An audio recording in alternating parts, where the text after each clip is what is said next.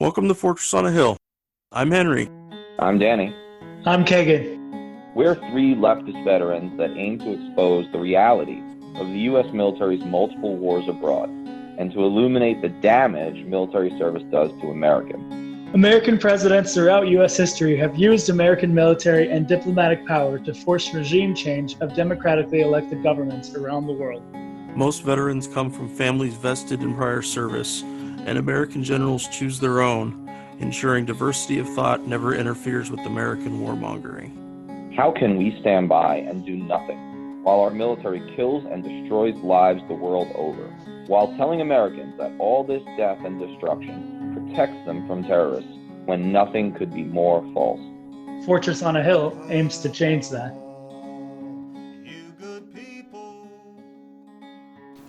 All right, listeners. Well, viewers, I should say. With we're kind of digging into the whole video element of Fortress on a Hill, which I think appropriate given just the handsomeness of my co-host mainly. And like, you'll suffer me, but it'll be worth it in the long run.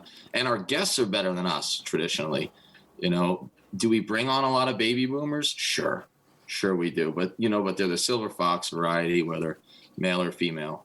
So anyway, we started this episode 0, I guess sub-series or, temporary series, whatever you want to call it, where we're going to start with the three of us. We did me first. I guess that was about a week ago. We released that, and we're going to do all three of us. And then we're going to kind of bring on some of the folks we know, probably a lot of our regulars, folks that have been friends of the show for a while, active in the anti-war movement and the veteran movement, maybe even just some of our favorite scholars and voices, and do really what is, episode 0. What does that mean? Well, like start point, backstory.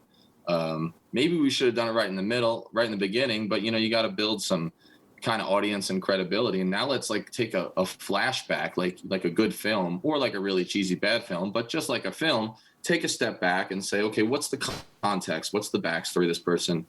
I'm obsessed with that as a historian, a geek, and just in general, like a cinematic kind of minded person. And I think a lot of folks are actually deep down.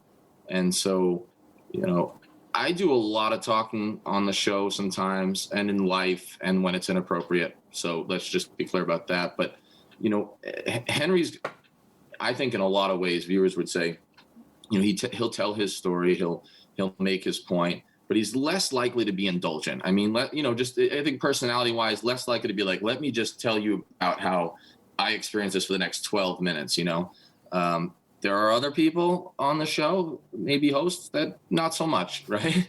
But I think that this is a particularly interesting episode because I don't know everything about Henri's story. So this is not canned, right? And I doubt Kagan does, right? This kind of isn't a canned interview. So we're gonna dig back to his past, and then we're gonna do the same thing with Kagan, and then we're gonna do the same thing with some of our favorites and see how long this goes on. And that past goes pretty far back. And I think in general, whether it's Henri, Kagan, myself, and then certainly most of the people we sort of roll with, at least the ones we started rolling with that are regulars. I said this in an email and a social media post about episode 0 that I did. We are clearly not special in a way of being better than others, whether it's us or just other people in the broad kind of veteran anti-war movement. But one thing is sure, every one of the people who kind of fits that vague description has been through 2 fairly profound pivots in life. And they're no small thing, right? So the first one is voluntarily, post-Vietnam, the draft is gone, right? Voluntarily, to some extent, large extent, I would like to sign up for an institution in which it is part of the deal, basically, that I may very likely kill or be killed many thousand miles from home. Okay, that's a strange thing, right? I mean, we know about 1% of folks serve on active duties. Mathematically, it's strange. I think conceptually, it's strange. And then the second one is, at some point, right? Not saying there's necessarily heroics in this or even a moral at the end of the story, but at some point, the people who fit this vague description, like Henri, we're going to talk about today, made another profoundly pivotal and rare to some extent decision. Oh yeah, all of that I signed up for, that became my identity, I'm not, no, thank you. Not only no, thank you, but no, thank you. And I have to say some shit about it to others. And I'm sick enough in the head to think that people should care what I think, right? There's a lot of stuff going on there. And I think that the backstory that is important. So with that long intro, I'm going to kind of jump right here into episode 0, right? Chris Henrikson. And it's always funny because when we book guests and stuff, a lot of times they'll say to me, oh, Chris did this, or make sure you say something like this to Chris. I'm like, Chris, who's Chris? And I'm like, oh, right there. They don't get the nickname.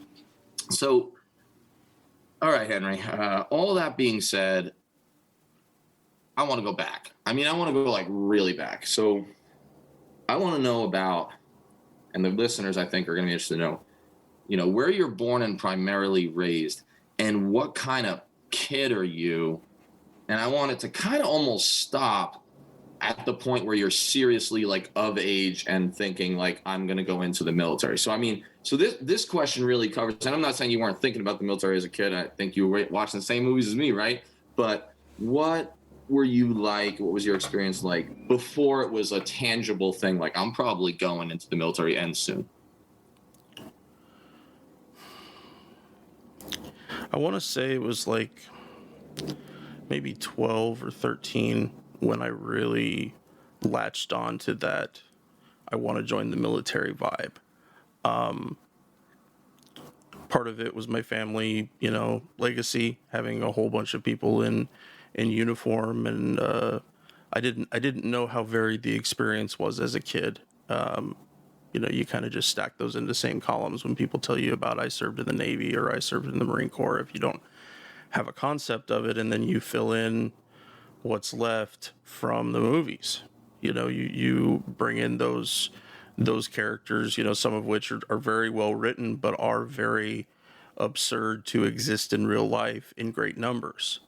The biggest one that I'm thinking of right now was Vincent Hanna from Heat.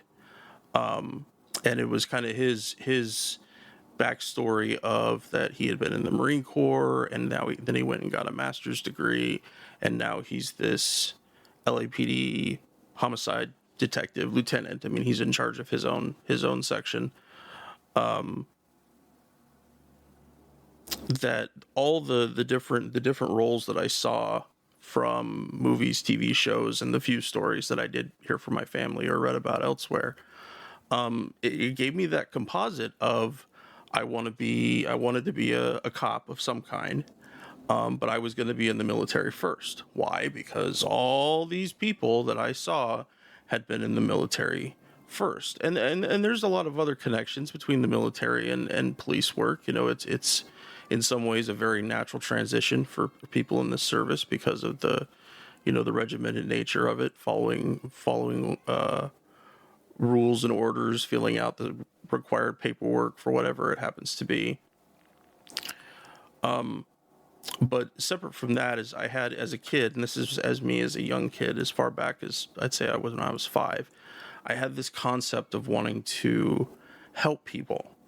And I was very much attracted to the hero portion of helping people. But more than that, I was concerned about a authentic version of helping people. That I did not want to be the cop arresting homeless people for crimes that they can't control. I wanted to be able to go up head to head with the bad guys, the real hardened criminals. And it's not that police don't deal with them, but we don't deal with them in the way that films portray those things. But anyway, so but I really latched onto this idea of wanting to help people, and that was my first layout of what that was going to look like. Going in the military, going to college, and then joining law enforcement somewhere. And it very much felt like a given. It felt like that, yeah. Later on, I could be in the FBI. Later on, I could work for the NSA. It was much more, I think, about the myth than the reality. Yeah. So it's interesting, that sort of a sense of like an inevitability or a fatedness to what you're gonna be. I find it interesting that sometimes at a very young age, be right like a narrative for ourselves, almost like we write a plan or a script, and then at some point you wonder if, am I playing out a script or do I still believe in the script? And then you wonder when it starts. And I think everyone maybe goes through that to a certain extent. But to just back up a little bit,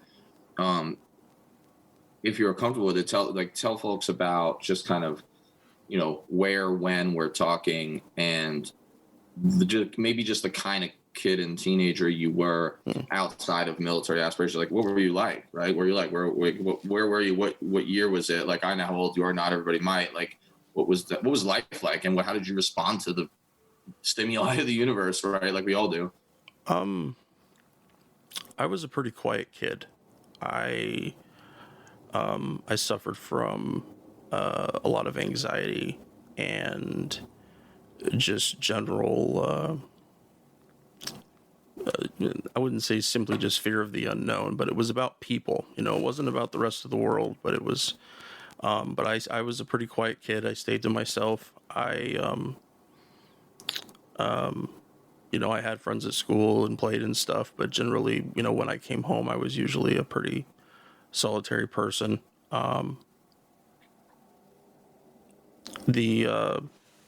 My parents got divorced when I was 2, and between the age of 2 and 12, I lived in, I think, 5 or 6 different places.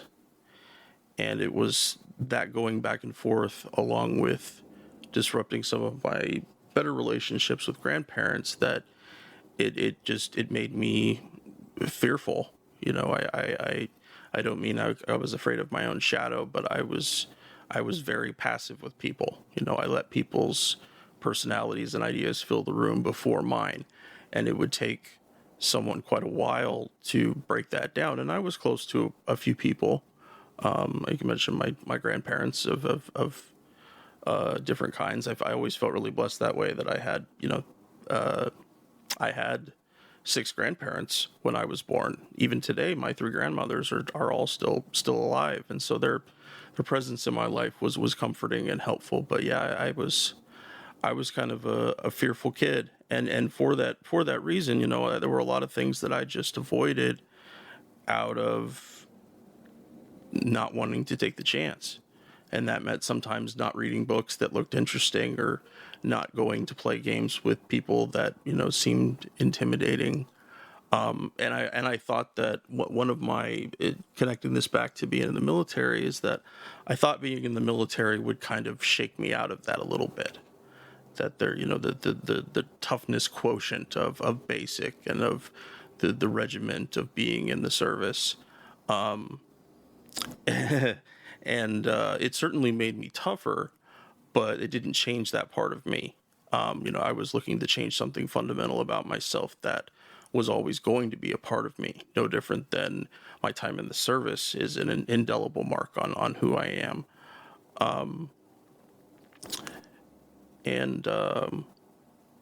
But yeah, I was pretty quiet. I liked my TV shows. I liked reading to a certain extent.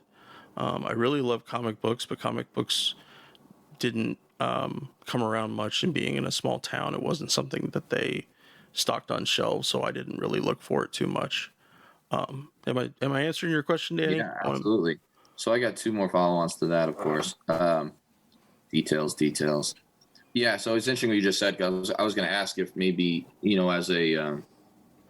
as a function of some of that personality and experience driving personality, but it's always chicken egg, nature nurture, but that experience as you describe it, I was going to ask if you felt like maybe you were looking for a certain confidence or social and professional identity building in the military.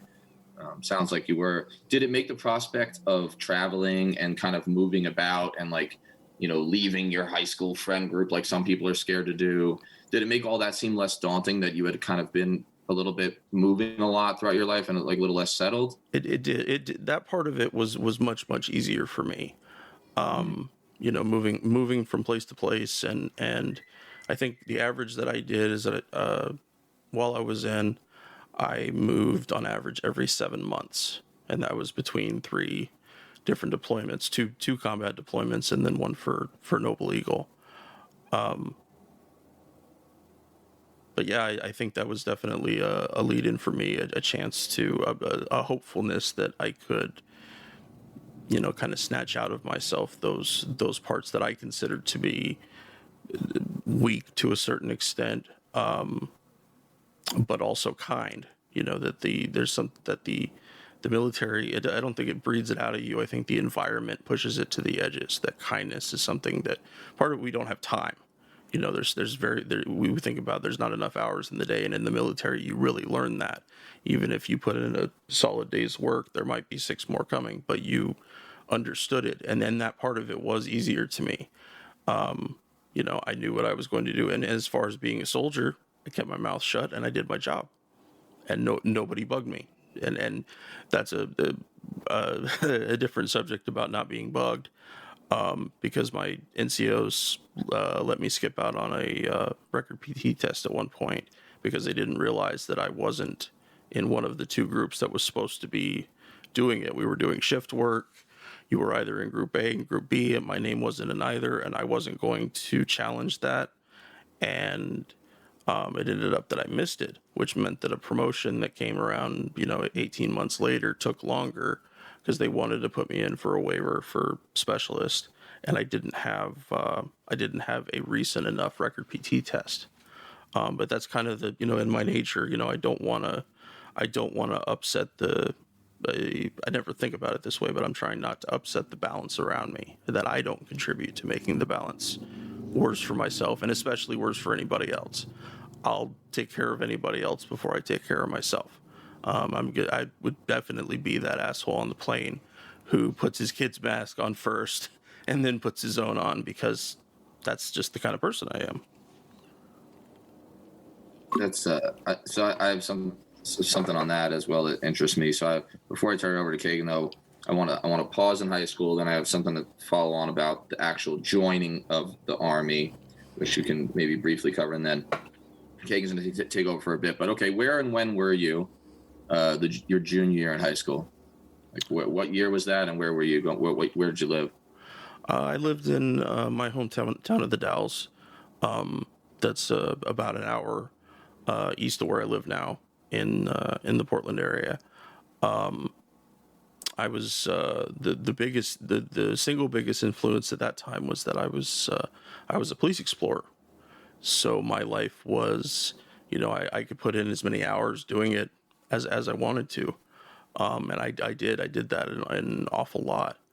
But I did that, and then I took a break during that summer, the summer of '01, before 9/11, and I spent 12 weeks helping my grandfather remodel his house. And that's he's since passed, so that's a really special memory for me doing that. And then on the 13th of September 2001, I was at MEPS, and I was sitting there with they have these little staging areas in front of giant TVs to kind of pacify people as they're waiting to do tests to join the military. And back in the days when a big screen TV was just massive in size, you could never mount it on the wall.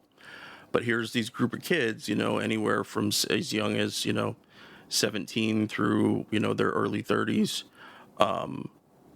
absorbing all of this pain and trauma and trying to find somewhere to channel it, trying to to deal with it. And we the 3 of us have heard no end of people discussing how it was somewhere a part of their calculus of joining the military, whether small or large. If you joined after 9/11, it was a portion of your decision. Sorry, Dan, anything more specific about my junior year? No. So so you were delayed entry then, yeah. Right. Which can you maybe just explain really briefly what the delayed entry program is in terms of enlisting for folks who might not know? Delayed enlistment allows you to actually sign up for the military earlier than age 18, but it's when they know you're going to graduate from high school or possibly college if that comes around, and you've just done everything much further ahead of time. And so I had been in process there when I was 17, after getting the permission of my parents, because your parents have to sign to be able to do that. And But that had me working on, getting in pretty early in my life. And I had done a lot of work talking to the recruiters and research and stuff before 9/11, because that process did begin then. I was, like you were, Danny, I wanted to join the military pre 9/11. But that ended up, it certainly still had a great impact. But when 9/11 happened, it did really shift a lot of those ideas and feelings. But yeah, delayed enlistment. It also the thing that I really liked, especially nowadays that I'm out of the Army, is that your delayed enlistment time prior to actually signing on the dotted line and raising your right hand and joining, it takes time from your individual ready reserve, because anybody who enlists, it's a minimum of an 8-year enlistment. Now that may be 2 years active duty and 6 years individual ready reserve, or mine was 6 and 2, but I got an additional 9 months off my individual ready reserve time that other guys did not. And I was counting those days after I got out. I was like, well, there it goes. The military cannot recall me back at this particular point. I mean, there's a much further war themed way to do it, but generally speaking, they weren't going to do that. And that was really important to me, because at the time there were so many specialties that were undermanned, and they were offering not ridiculous but modest bonuses to get people either to come back in.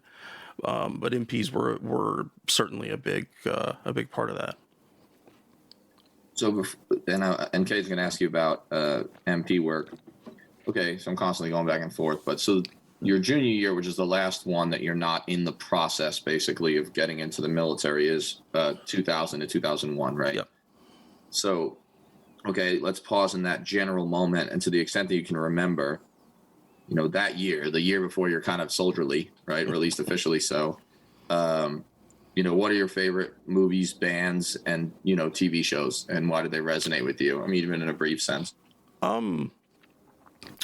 I had been trying to absorb as much war films as I could stand, and I say that because it seeing that kind of destruction to people, it even in a cinematic context was really difficult for me to swallow. But I watched Saving Private Ryan. I watched Band of Brothers. Band of Brothers, I think, is one of the more accurate depictions of what combat is really like, about the variance between we're going to die right now and we're stuck in a really cold foxhole and it's 40 below out. But that wax and wane between the sheer terror and the immense boredom. Other stuff like that, CSI. I want to say early CSI was a big thing there, and that that really pushed me into the mentally believing that the scientific realm of criminal justice was more accurate, which it isn't. It all has to be checked by science, and a lot of the stuff that we see on there nowadays isn't accurate, or at least is misleading in how it actually works. But I also, I love sitcoms. I watch Friends. I was never really a Seinfeld fan. But yeah, lots of sitcoms and stuff around that time. And police movies. The Siege, one that we reviewed recently with Tom Secker, was very, very powerful to me, because I really related to Hubbard, the Denzel Washington's character, that his leadership, his calm when everyone around him was not calm. And I'm sure that in real life, we know that that's exceptionally not easy to be able to maintain something like that. But I think that was about it. Sitcoms, war movies, and cop stuff to a certain extent.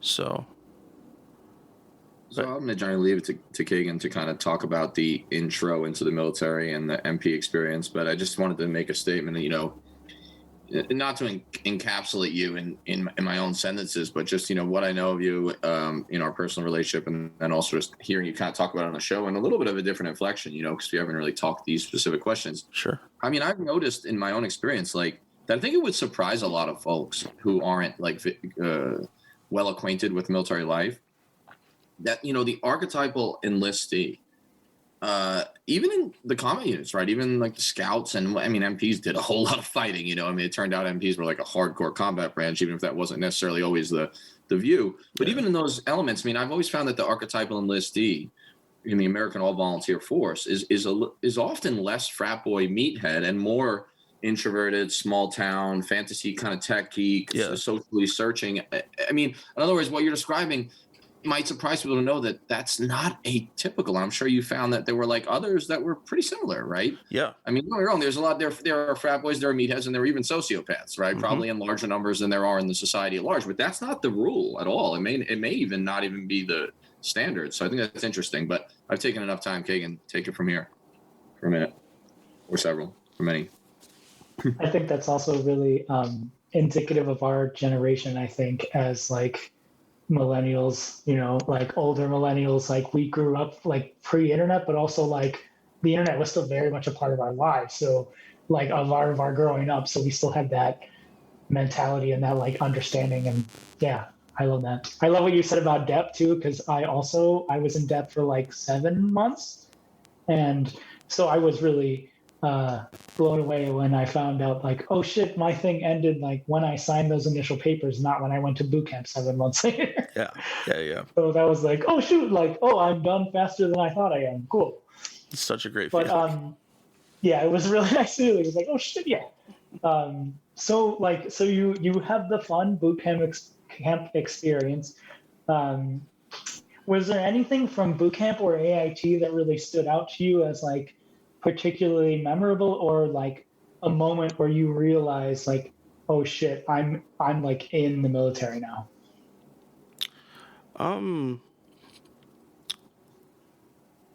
Basic training, especially at the beginning, seemed to be a place where they didn't want people to breathe. They didn't want them to be able to stop and pause. It was about pushing forward and seeing how well and often how much you could push forward in a variety of things. But basic for me was another one of those situations where my personality, I wanted to maintain a low profile. I wanted to, I certainly wanted to do well, and I wanted to learn everything I could.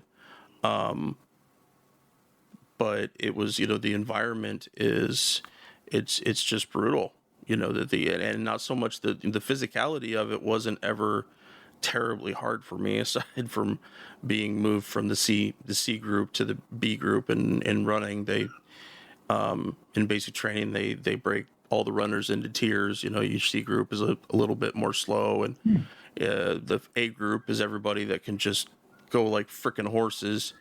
And then everybody else that doesn't fit into either ends up in B. But it was, you got pulled along, and that was something that happened in basic and didn't happen in a lot of the rest of the Army, was that trying to incorporate the whole group and acknowledge the whole group. But it really depends on the people, that the everybody seemed to react to basic in different ways. There were the more meathead types. My battle buddy, my bunkmate, there was definitely one of those types. He had come from a long military background, and he wanted, he wanted to be something. He knew that the Army was his.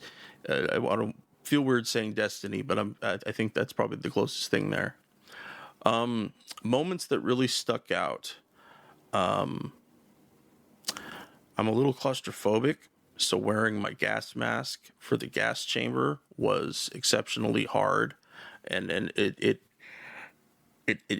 squeezes to your face. That was the thing for me. It was just like you would breathe in, and it just pulls it into your skin. And, I already had not a terrible, but a reasonable level problem with claustrophobia. And so that was, I was holding the mask out a half an inch right at the door to the gas chamber. And then we'd go in, I'd sealed it. I'd talk myself through having it sealed and then get out. But that was a hard one. And also because it was, that they're trying to get people through. So there's lots of screaming The military is full of random people yelling, even when you don't think the thing is terribly important. It just ends up getting yelled at you, and somehow that's supposed to help you accomplish stuff. Once the MP part of basic training began, which I did, it was a one station unit training. I didn't leave or go anywhere else. I was in my company of new MPs at Fort Leonard Wood for the entirety of that time. And part of it was great, which meant that you could make friends that you actually got to hang out with a little bit longer. And you also got to kind of absorb the culture a little bit more. You saw, drill sergeants weren't supposed to cuss. It wasn't that they didn't cuss, it's that they weren't supposed to. But, you'd see lots of innovative ways for them to curse at you and yell at you without using profanity. And, scuttlebutt about, it was the first sergeant going to ever let us get discmans or have a little bit of space, go on pass and have a little bit of fun. And, but it was, it was just crunch time for me the whole time. My brain was always working, and thankfully, sometimes that physical exhaustion can soak up some of the anguish of mental exhaustion, because you just got to sleep. You're just that tired, and you get that break, and okay, 2100 has come. I go to bed. I even went to bed early a lot. The other guys were still polishing boots and stuff, and I had already done all that, and I was just tired. I went to sleep. The miracle of getting the occasional 6 o'clock wake up as opposed to 4:30. It felt miraculous to get that little bit of time. I'm not sure I'm answering your question, Kay. I trying to think of more specific parts of it. What did you like about when you were, actually learning your job and actually like being like, okay, here's what I'm going to do beyond the like soldier stuff? Sure. I always feel like the Army focuses so much more on being a soldier and like at least, I mean, because I was stationed at an Army base, so like I just got to see it all day, every day. The train up to become an MP was fun. They have, I can't remember the name of the village.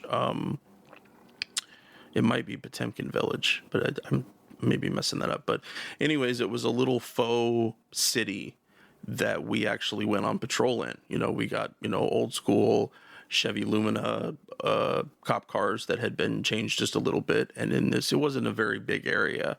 But we actually had to get in our cars and call on the radio and call in, and we got a call and would go to these places. And sometimes, a lot of them were pretty canned. They weren't, I didn't feel like I learned a ton in any individual moments, but there were some where they did better. They really, they let the whoever was playing the town drunk or the place drunk at the time, really yell at you, and you have to find a way to remain calm.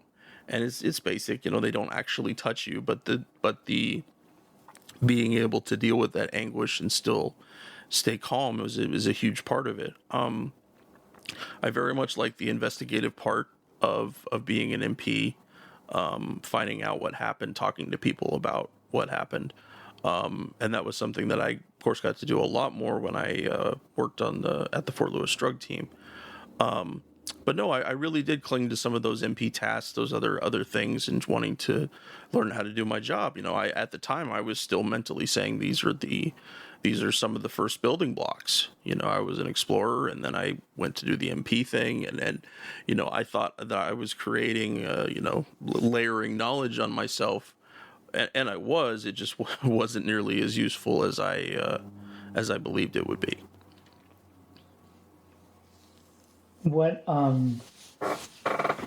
like when you actually became an MP, like once you finished schooling and everything, how much time was there between that and your first deployment? The first one was going to DC to check IDs at the Pentagon. I got to Fort Lewis on the 3rd of January, and we landed in DC on February 22nd. So like in that time, that was all just straight up deployment prep. There was wasn't working patrol or doing anything else MP related at Fort Lewis, but it was a very, very quick turnaround.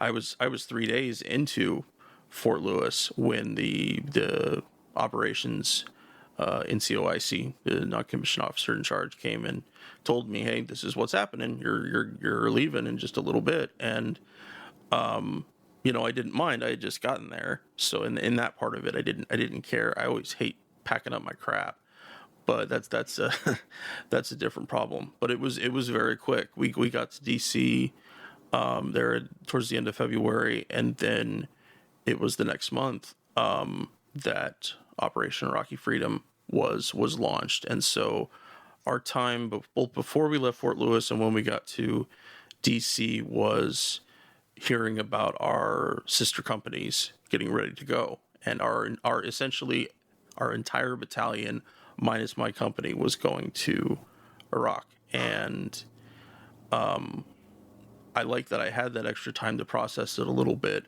but I did feel a bit like I was missing the show. I kind of, and it was especially after being there at DC and seeing how I don't know that we were useless because they needed the manpower, but it felt a bit like a waste. But it was a really neat experience to be there, to literally work in a guard shack next to the side of the Pentagon that had gotten hit by the plane when 9/11 happened. And then, but the other part of it was, and this was a little more impending doom, was we knew we were going. We weren't sure January through maybe March or April of next year, but we were going. And so I had 8 or 9 months to kind of mull that around a little bit. And I think that it made it easier. Part of it is that you don't know what you're going to be doing until you get to the deployment. Missions could literally change while you're on the plane between the United States and Kuwait, that you could end up doing something entirely different. And for being an MP, that was, it was, I don't know if we want to call it the spice of life, but it was very widespread. We did security for convoys. We would go sit on IEDs if we happened to find one.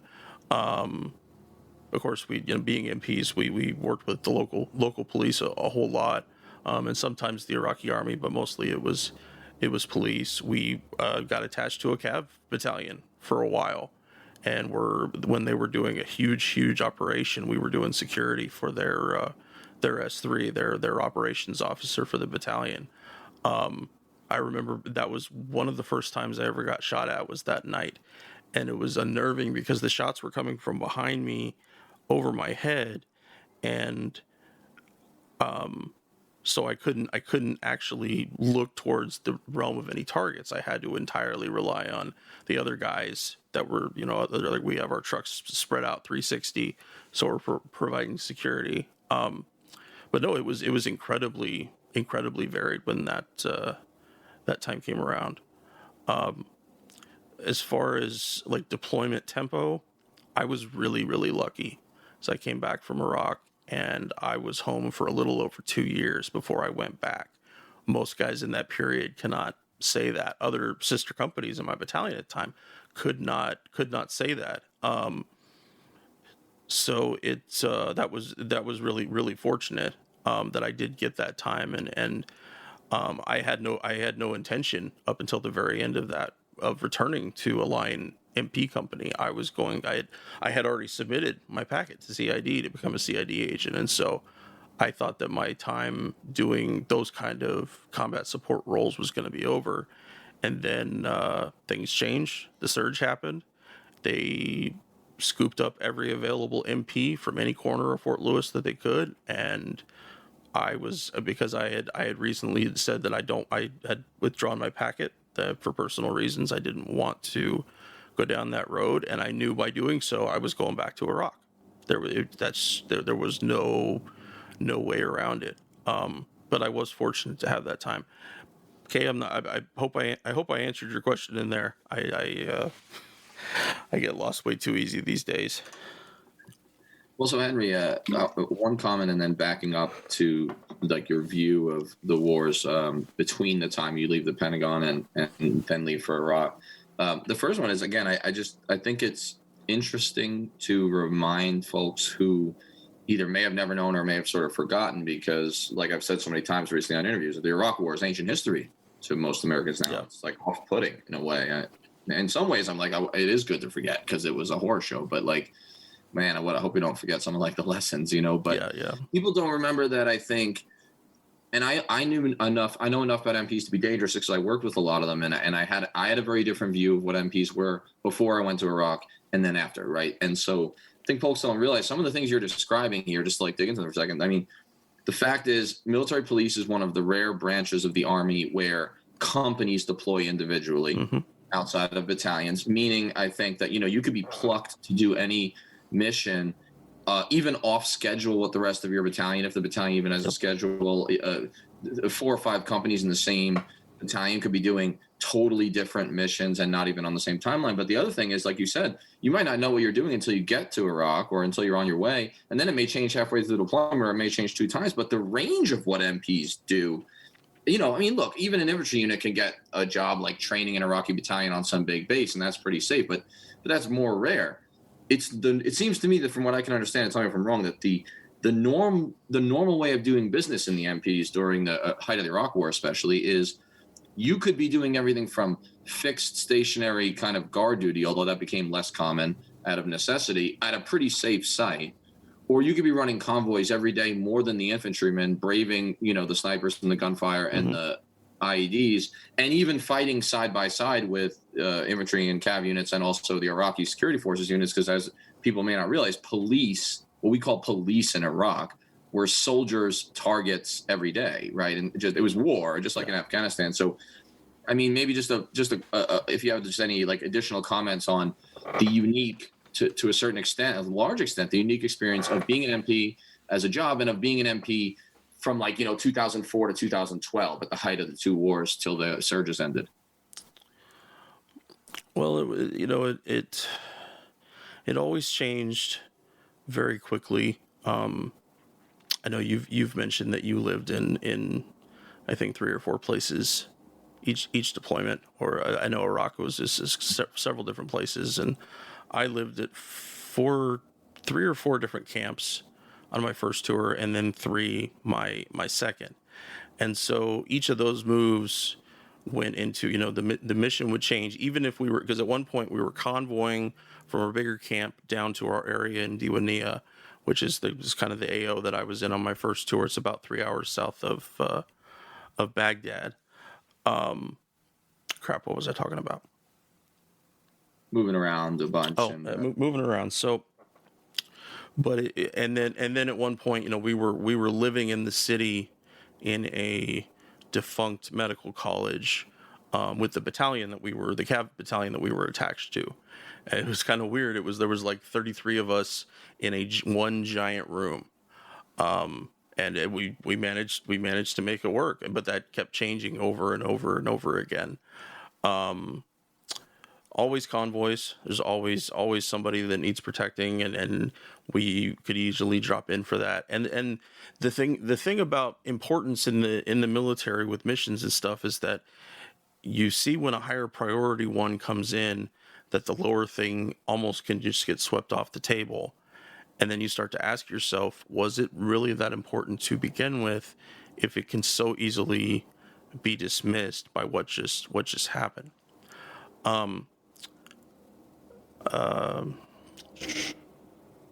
to think about more stuff about MPs. But no, the sky is really the limit. We had guys. They weren't in my platoon, but on my second tour, we had a team that went to work with Navy SEALs. They were doing EPW, enemy prisoner of war work. Doing searches and keeping prisoners together before they could get picked up.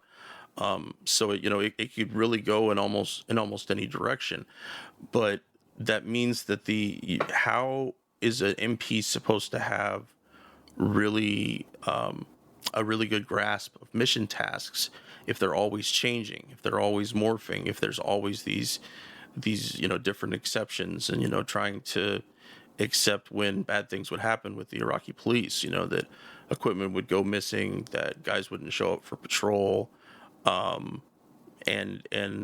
we weren't really trained very much on training people. We weren't trained as police trainers, although we did do a lot of that.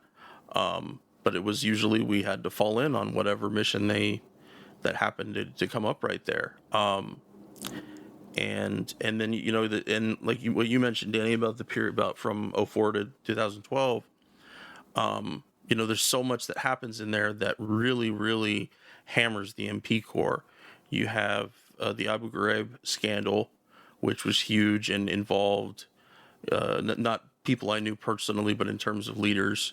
A colonel I served under that he was out of Fort Bragg ended up doing part of the investigation into that when it happened. But they were the guys at Abu Ghraib were National Guard guys, and they had no decent leadership, and they also weren't trained. And so, they show up there and like all these horrible things are happening. Well, it's not an excuse for their inhumanity, but did you actually train them to not do this? Did you train them on how to actually deal with prisoners? And the other part of that is in terms of the mindset of the MP Corps, that we're supposed to care for our prisoners. They're our responsibility.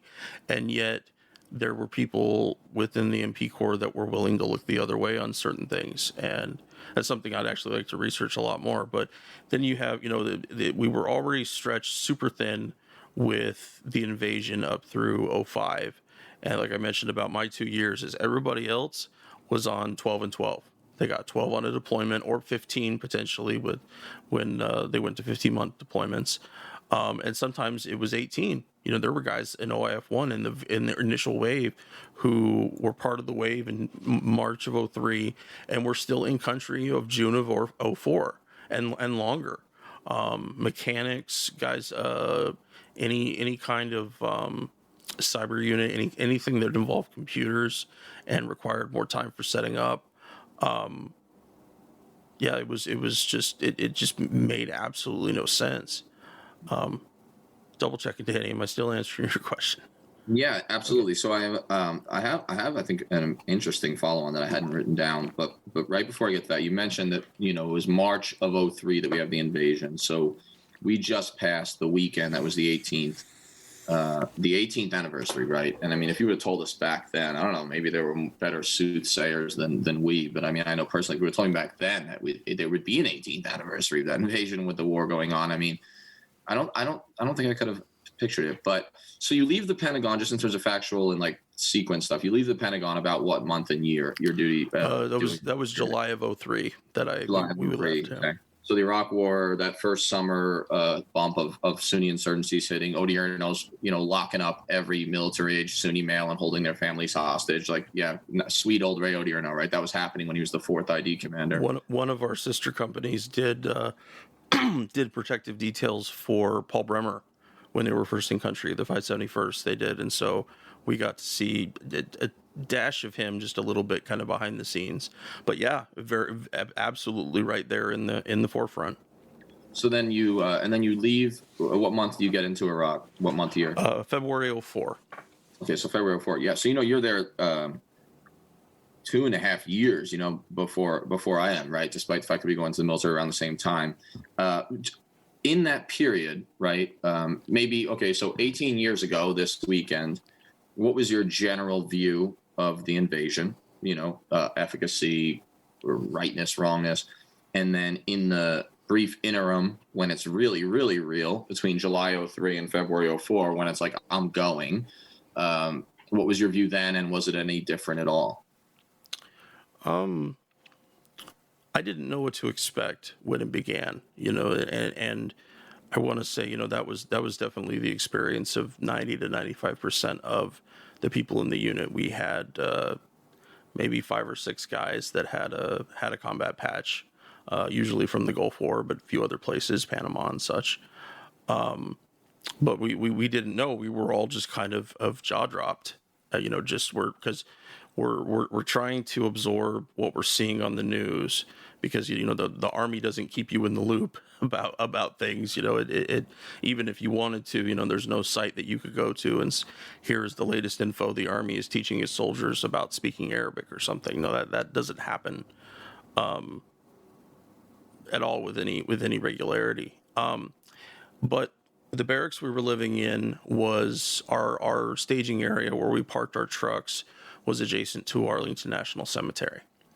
And so every day when we went to shift, you were greeted with it, and it's if listeners, if you've never gone and seen a map of Arlington and just how big it is and all the different things that it touches in terms of it, because it's expanded a lot over the years, but it was an incredibly sobering experience watching guys who had fallen in Iraq coming to get buried. That was also at the same time that the Space Shuttle Columbia exploded, and so the astronauts, that there were 2 or 3 of them that were interred at Arlington, and so it was very much in our face what the reality was. Is that we didn't know what was happening in Iraq, but we knew the outcome for people that wore the uniform. It became a more personal, a more visceral fear and wanting to understand, what we could do to protect ourselves.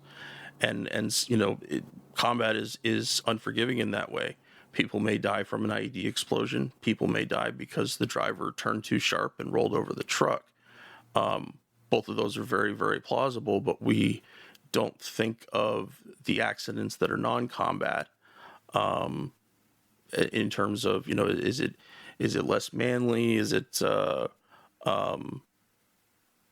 we just put the mistake on the person? Whereas if the enemy does all the killing, there can't be any blame on this side, ostensibly. So, when I got, and then we went home, we went back to Fort Lewis, and I went to NCC for a month. And I kid you not, the month that I spent at NTC was harder than any one month I spent in Iraq, minus being in combat, minus the actual firefights, long hours, shitty food. It's an entirely different kind of desert. The kind of desert in Southern California is much more mountainous and rugged, whereas the desert in Iraq is, there's little hills, but there's no mountains. It's and some places are sand and some places are just rock. But no, I think I was in too much of a fear state to really be asking any harder questions about it. We would meet up. We had a thing in the chow hall where our sergeant major told us, 2 months before we're going, hey, this is what I know right now. This is our approximate date. This is approximately when we'll be coming home. This is what we're expecting to do, but that can change. And we were all very much caught up in the human parts of it, missing our family, having to, all the preparation that goes into a deployment, all the things that soldiers have to do. They set up these little lots to park your cars in if you don't have, family to hang on to your car while you're in deployment, and all of that takes time. But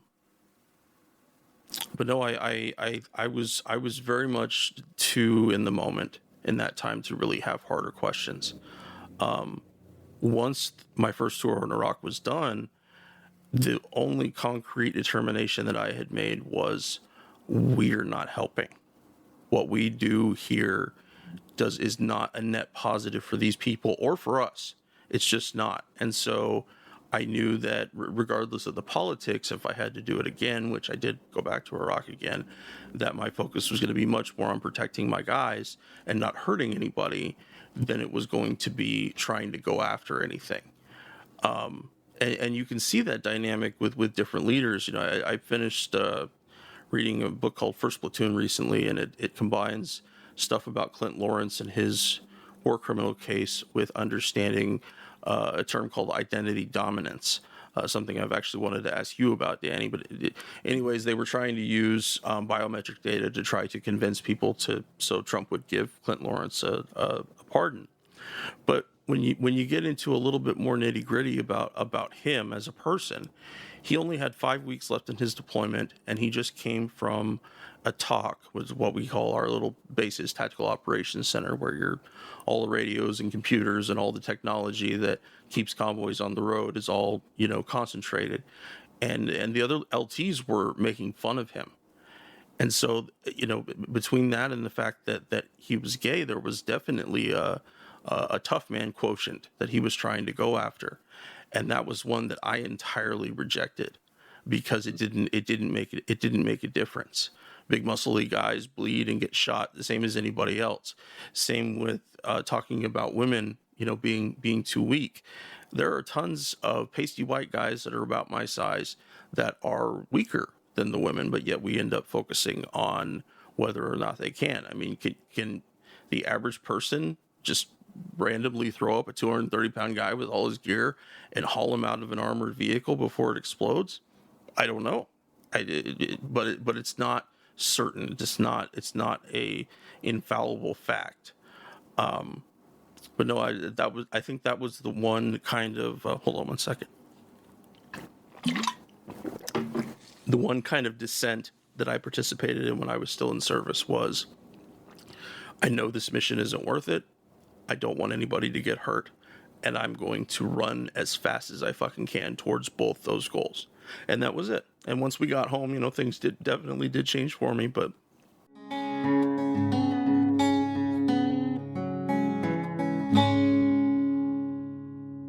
our podcast is supported in a few different ways. First, there's Patreon, where we're blessed to have an array of wonderful supporters, helping the guys and I pay for some of the podcast's expenses. Those who contribute $10 a month or more will be mentioned right here as an honorary producer, helping keep you, our listeners, stocked with new episodes. But you don't have to contribute $10 a month to help us. For as little as $1 a month, you can help keep us going, paying for hosting and storage fees, transcribing old and new episodes, promoting and expanding the podcast, and more I'm sure I can't think of at the moment. So let's bring out our honorary producers, and they are Will Arens, Fahim Shirazi, James O'Barr, Adam Bellows, Eric Phillips, Paul Appel, Julie Dupree, Thomas Benson, Janet Hansen, Tristan Oliver, Daniel Fleming, Michael Karen, Zach H., Ren Jacob, Howard Reynolds, Why I Am Anti-War Podcast, Scott Spaulding, Kenneth Cordasco, Korgoth, and the Status Quo Podcast. Your contributions are wonderfully helpful to us. Thank you so much. However, if Patreon isn't your style, you can contribute directly to us through PayPal at paypal.me/Fortress on a Hill. Or please check out our awesome store on Spreadshirt.com for some great Fortress merch. The link is in the show notes. And now, let's get back to the podcast.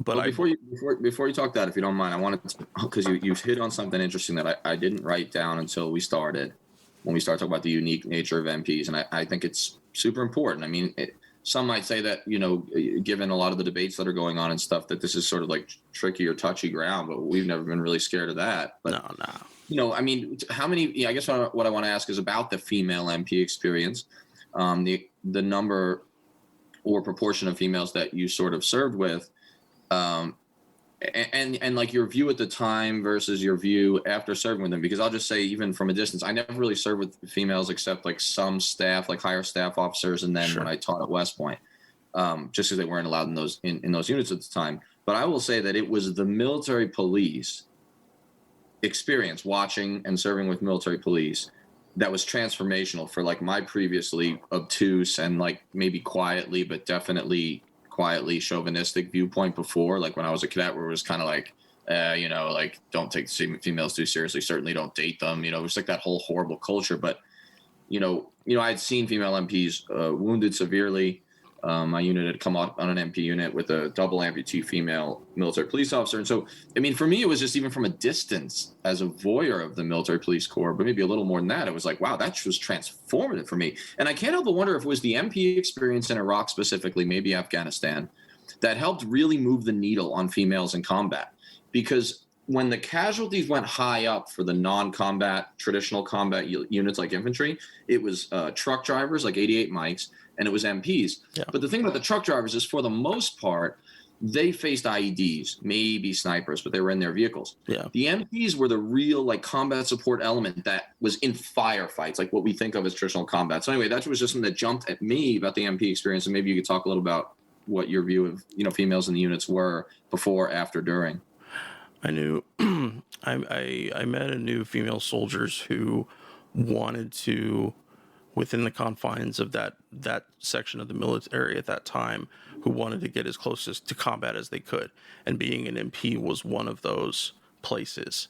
Aside from that, aside from the the little bit of a program that they're trying to do for special forces and other jobs trying to get more females into, but females being a part of combat around me was a part of my entire enlistment. I went from high school where, girls can do everything that the guys can do for the most part, in terms of rules and stuff. And so when I entered the MP Corps, the makeup of my unit, it was certainly more diverse than what I had in my home small town, but I didn't bat an eye that some of my comrades were females. It didn't bother me in the least. And like I just mentioned,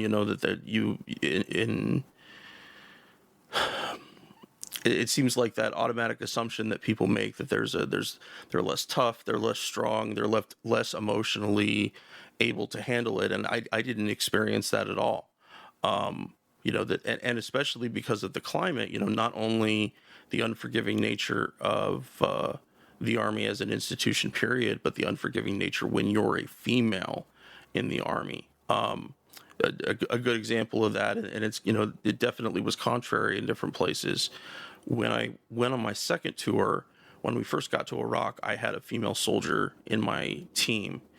We ended up going to Al Anbar, which was being patrolled and covered by the Marine Corps at that time. And the Marine Corps very strictly does not let females in anything close to combat, but they were concerned about that. But more than that, they were concerned that they were just kind of throwing fresh meat to a pack of wolves, a boys will be boys kind of thing. And I really hated that. I really did. I hated the fact that they plucked my soldier from my team, who I was, it takes time to get used to new people. You have to learn about them. And I was one of those NCOs who wanted to know my guys. I wanted them, I wanted to be that support in their lives that I didn't have at times when I was a younger soldier. But no, they're tough as hell. They certainly had their places where they were even more helpful, because dealing in Muslim culture, you need a female to search a female. And so that was something every once in a while. One of our female soldiers would get plucked out from the platoon and go and do a couple days of missions, and that was what they were doing, is they were helping search females so that you could make that cultural difference a little less stingy. But then now, what I know now, I didn't experience this myself, but I saw the way that soldiers and even leaders, even somewhat higher leaders, had this accepting predatory line of looking at women. And I did not see them that way. If somebody worked for me, to me, they're off limits. That's really unfair to do that. And there's a whole bunch of other layers to that, but that was base one for me. But I'm grateful that the MP Corps made a place for those people, those soldiers that wanted to get closer to combat, because they sure as hell were going to find it. But I hope that even in my anti-war stance that I am in now, I hope that the military becomes much more welcoming in that way. Because even if we disagree in anti-war sense, we still want the military to be a place that doesn't dehumanize people just because of the nature of its existence, just because you're in there. And I saw people being female soldiers being sexually harassed. My ex-wife was harassed by an NCO of hers, and I had to restrain myself from going and dealing with him. He did outrank me, but I really didn't give a fuck about that. But it was a reality. It was a very harsh reality. And then move to today, where we understand that, a lot of times is kind of like that dude that captain that was Oliver Stone's commander, and he watches Platoon and he's like, none of this happened in my deployment. It's like, if the idea didn't happen in front of the person's brain, they can't accept that it's a reality. And that was very much in terms of female treatment. I didn't see that. I didn't see those kind of things when I was in. Well, that was because you didn't see them. That doesn't mean that they weren't there. I don't know a single, I was pretty fortunate to work with a lot of females. I think because I was in the intelligence community, there tends to be more females. Yeah. But I don't know a single woman, that I served with that wasn't harassed, assaulted, at the very least harassed, at the very least made comments, or people, they go to sit down and there's some the guy that they're sitting in the space with, his hand is there. Mary talked to us about that, and it's like stupid shit like that just gets swept under the rug so much that so many people, they don't want to talk about it. And it's now we're in the space where women can serve in literally every role. There's no, and I'm so glad that that's the problem. But then people are feeling oh, well, we're we're going to do the same thing with racism. It's oh, we're done. Sexism conquered. The goal has been achieved. The thing, and very much dealing with someone's mental health is that we have to continually update and move to better. We have to always be trying to go towards doing something better. That the U.S. military so dehumanizes both women and people of color, but especially women in terms of the MST factor into it. Something that I tried it. I don't say it as often as I should, but that if we're trying to educate people to be more human, they have to accept themselves as human more often, and they have to accept the people in their little circle. If we want veterans to feel for Iraqis, we have to first get them to accept the people that were closer to them. Because I think that's the journey. We value those people's lives that are next to us, and then we also end up connecting that to the people that we actually go serve operations near. And I don't think that you can't honor a female soldier and go treat a female Iraqi like shit. How does the cognitive dissonance not just fucking crawl out your ears and wave at you like this? It's beyond me. But I think that that's a really important thing, and especially with understanding the nature of the military in terms of being able to change the civilian side. Knowing what Harry Truman's choice to reintegrate the military did, that it forced a little bit of change that eventually it wasn't the only thing that brought about the civil rights movement, but there was a definite connection there. So, speaking of many females being tougher than men, which can itself be a sort of version of stereotyping, which I'm about to do more of. That's fun. So I want to make one comment and then ask one question, and then Kagan's going to close it out from there, because one of the much tougher females in my life, who would have been stoic as hell in combat while I was breaking down, will kill me if I'm late for school pickup again. But the thing that you said that was interesting about women and the way they're valued, or the lack thereof, it became really apparent to me when I went back to teach at West Point, when I found that for the most part, okay, there are always exceptions, my female cadets and even my male cadets of color, right? So a variety of different backgrounds besides white male, tended to come in with a much more open-minded and broader view of things, a little bit less pigeonholed. And that's not always the case, but I mean, mathematically, the hundreds of cadets that I taught, it was definitely a trend. And it's interesting because it's also the same goes for homosexuals to a certain extent, because or just people who aren't cisgender, right, or any of that, because with Don't Ask, Don't Tell, we pushed out so many gay and lesbian soldiers, a disproportionate number of whom were in things like linguists and cultural awareness kind of jobs. And then of course we found out a few years later in Iraq and Afghanistan, man, we really wish we had those. And so there's a part of me that wonders when it comes to the Iraq war and stuff in general, it's who thought that sending mainly white boys from Alabama and Montana in infantry units, right? Because, like, let's be real, statistically, that's the disproportionate, that's who they are, right? They're not all bad guys, but, like, is that really who we wanted to send to, like, recreate society? So that's the first thing. But the question I have, and you guys can talk that, but and I'll listen to the answer, of course. I'm really interested. Is between the deployments, you have about 2 years, and I guess I'm interested, and I think viewers will be interested to know the state, the evolving state of your sort of emotional and physical health, the extent that you're comfortable talking about your personal life, romantic relationships, experience in that period, and then just anything that kind of falls into the broad category of like PTSD related symptoms. I guess what I'm asking is, what was your life like, right? 360 on a fairly personal but also somewhat professional level in those 2 years between the two deployments. And with that, I'll let kind of Kagan take the follow-ons to that. But I think people will be interested to know. It's tough stuff, by the way. I mean, you know me, I'm going to push, right? It's all good, man. It's all good. No, I made that joke with the episode description for yours. In the same vein, I think that if we're not searching for truth or greater truth, if we want to call it that, I don't know that there's a point in living. I think that everybody should try to do better, and especially when it comes to people.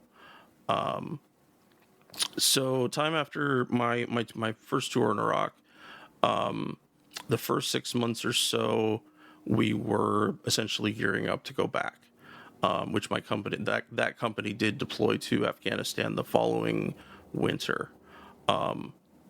So if I had stayed in my land and P company, I would have been on a 12 and 12 split back and forth again. And so I was very grateful for that. A good friend of mine at the time, Chris Giatina, he came over to the drug team with me. So we were the two new guys, but we were together, which made that a little bit easier. But I was, honest to God, I was too busy with trying to just get through my own life, trying to get used to working on the drug team.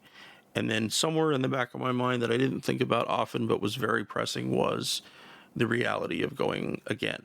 And what are the odds that I don't get hurt, that I don't get, don't get PTSD. And at the time, I didn't see that part of it in myself as much. I was also, I got married in that 2 years, and my son Sean was born. And my ex and I had a lot of issues, and that made, it made life quite a bit harder than it needed to be. I mentioned to her, she used to be a line MP2, and she got out because she had our son. And I was trying to impress on her that, I have an office job now. I get most weekends off. I get to do something that I enjoy more in terms of the actual doing of it. Please help me appreciate this. And I won't put that all on her. I had my own issues. I had my own stuff going on, but I was too busy worrying about the next thing to think about the last thing. And then, for me, it wasn't until I think 2011 where a whole bunch of personal and social things kind of fell out from under me, and I absolutely knew that I needed someone to talk to, someone to to do something, and that was the beginning of me of actually going and speaking to a therapist and trying to figure that out. But I was, I made a lot of mental excuses. There are times where I would be really angry or just really curt with people, just really forceful, and why did you do that? And I didn't realize this, that I was creating that environment around me a bit because I was projecting it onto my family where I was living at the time. But as far as the awareness of the war, that it carried on as poorly as it had when I was there the entire time, and I felt a little bit I deserved a break from understanding more of the pieces, trying to save my own psyche a little bit. But I also knew that if my career aspirations went in the direction I thought they were going to, becoming a CID agent meant getting deployed quite a bit, even more than being an MP. And you can kind of see the results of 2 decades of that with reading the Fort Hood report, that CID is severely undermanned and underqualified for the stuff that they're doing. And like mentioning that even if we're going to have a military, let it be one that's accepting and welcoming and protective of all of its soldiers, including females and people of color. Crap, what was I talking about?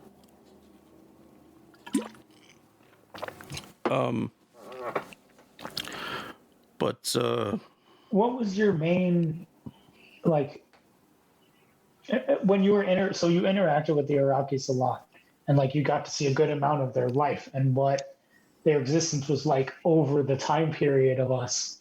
And so, like, in the difference between your initial foray into Iraq and then later, like, what was your impression of the life of the people and their general sentiment towards you as an American soldier? Generally, they were pretty kind to us, and I had no reason to have any animosity towards any of them. That they generally were as kind as they could be, and Iraqi culture, that they're very stern sense of welcoming somebody into their home. And so, that I remember one of our squads having dinner at the police chief's house. And, I wasn't in sitting at the dinner, but they brought me a plate out to eat when I was I was up in the gun doing security. But yeah, they tried to be kind. The problem is that in Iraqi culture, it's difficult to criticize someone. Criticism is kind of supposed to be more tepid and more subtle. And so the kind of criticism you get from a loud sergeant first class isn't the kind that they really do there. And it takes, for that reason, because of that sensitivity, if you're trying to criticize something specific, you meet with the police chief and your guys are doing this particular thing when they patrol in this area, can you please get them to stop? That might have been a number of conversations to actually completely achieve that goal, because of that distance, and also because of our ignorance about it. I didn't learn that from the Army. I learned that from dealing with the Iraqis. But more than that, I saw them just as people. These are people, the high level of poverty there was very new to me. So I didn't really know what to make of that. But what I saw was people trying to go on with their lives in whatever way that they can. And but like I mentioned earlier, is that,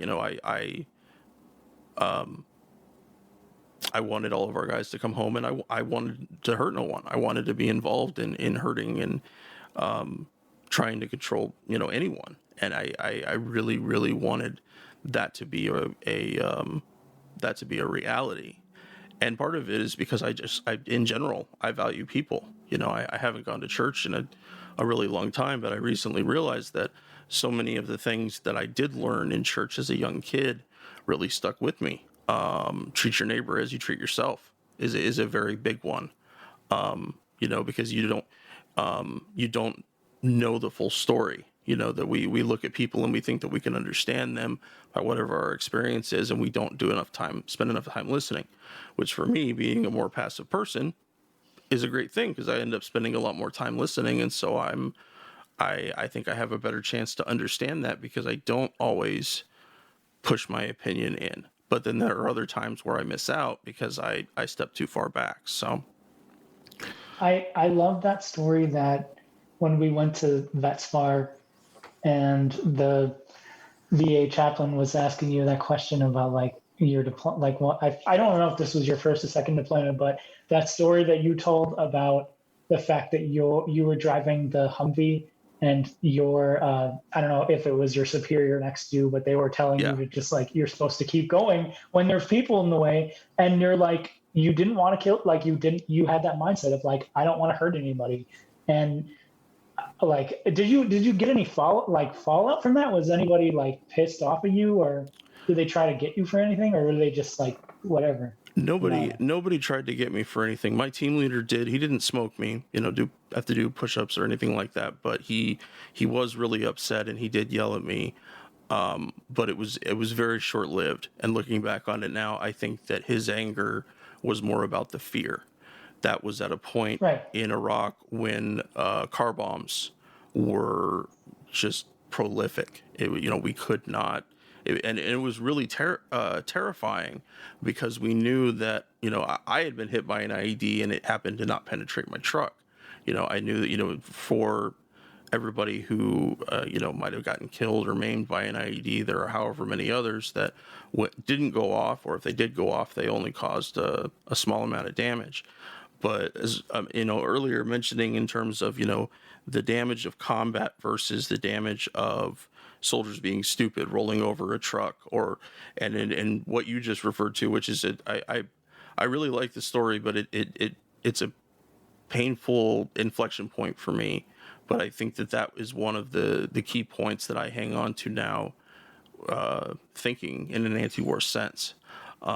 And I don't know that I've told that story. If it's all right, I can tell it again real quick so everybody can have an idea of it. And I haven't told too many stories about my time in, occasionally here and there, but so like I mentioned, it was a period when car bombs were, we were just absolutely gut checked, worrying and watching, and so we're headed back to our camp. This is your second deployment? First deployment. This is my first deployment. First. So we're heading back into camp, and sometimes, we would leave camp 4 or 5 times in a day. We had different places, different meetings with leaders there, or some other mission, or we had to go to a different base and meet with somebody. So it was a path and a place that we drove through a lot. And at the time, I was in the rear vehicle, and I was driving an ASV. It's called an armored security vehicle. It's almost 3 times as heavy as a Humvee, as a combat loaded Humvee. But it has, we could tow trucks, and there was a lot of other stuff we could do too. It was those were fun, aside from the fires, which I can talk about another day. But so anyways, this car is going to cut us off because Iraqi drivers just drive. There isn't really, I don't know anyone that follows any kind of established anything. They want to drive sometimes on the wrong side of the road. They, it just happens. And so I'm guessing that for most people there, it's kind of a guess and check thing. Can I really drive that way? Okay, I'm going to follow this guy. He seems a little less insane. But that was kind of the mentality of it. And we tried to give other cars a little more of a wide berth for that reason. But then there were other times where we were more aggressive, and we would pit cars and knock them onto the shoulder, because we wanted to maintain enough distance for ourselves. But anyway, so car pulls in front of us, and I slam on the brakes. And again, this is 15 tons coming to a stop, and so it's a damn hard lurch. And we didn't come super close. We were at least 15 feet from the car, so we weren't quite that close. And I looked at the car, and it was I don't remember the kind, but it was a smallish sedan. It had like 7 people in it.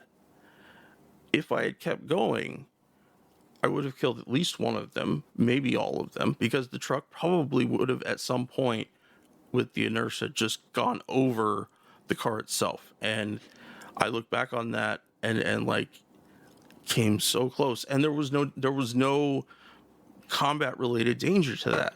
There was nothing that was going to happen to us. It was just the environment and the fear. And I don't remember what I told my team leader after that. I might have just taken my ass chewing and gone on with my day. There were other times where I did things. There was one night where we slid off the road into a bigger ditch, and we didn't roll over. And later that night, he gave me an attaboy for, hey, you kept us alive. We didn't roll over. We didn't get hurt, and some of those trucks, depending on the weight and stuff, you have to learn different ways to drive. Some you really have to give it some gas to get going. Some it takes just a little bit, but each change, you have to adjust for that. But I think about that. I think about how easy it would have been for me to hurt those people. And then I think about what would have been the actual fallout. You know, would my leaders have stood up for me if that happened, if they believed that it was truly that kind of a danger, which I don't think it was, but that doesn't mean that the danger can't be articulated in a report of some kind for somebody to read somewhere else that wasn't there. But no. So like when you got out, or when was like your real descent into like, I am firmly against this and now I want to do something about it? Oh, that came much later. I was knee deep in trying to figure out my own pain and stuff during the Afghan surge. I didn't really keep, and Afghanistan, it wasn't that it didn't seem important to me, but I didn't know nearly enough. I didn't have the same connection and experience as I did with Iraq. So, I kind of would check the news and like, well, this is happening in Iraq and that's happening in Iraq. And, news headlines don't always show the actual reality, but you can see the descent over time. But the thing that really brought me into it was Ferguson. That when Michael Brown was killed and the response of the police departments there, I saw this connecting between of military and police, and it terrified the shit out of me. And as time went on from there, I continued to kind of, looking at police brutality and looking at those military connections. And then Bernie came around. And again, Bernie's, some people have been Bernie bros for a long time. Admittedly, Bernie bro right here. Call it, put it in text. I don't care. I like the man. I don't follow him as a god, but not that he wouldn't make a really cool statue, receding hairline, nice little gold glasses, or maybe with his mitten thing. I don't know.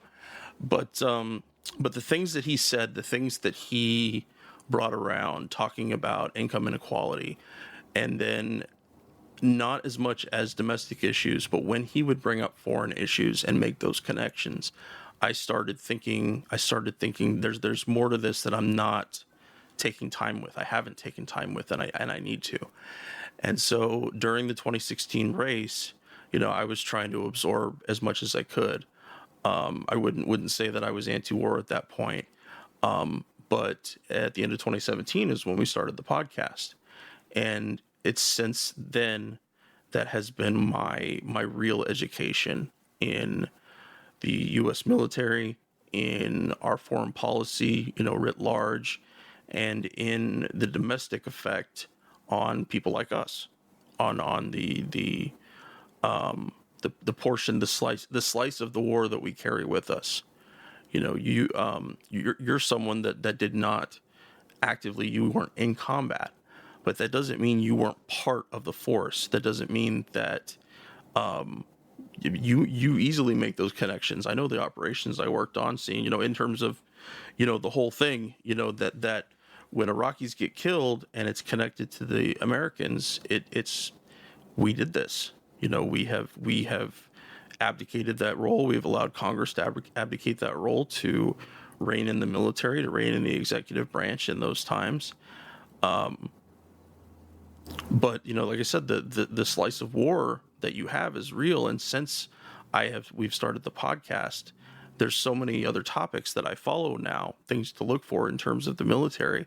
I don't read normal news very much anymore. I mean, I do, for research on topics and things, but I'm so much more skeptical.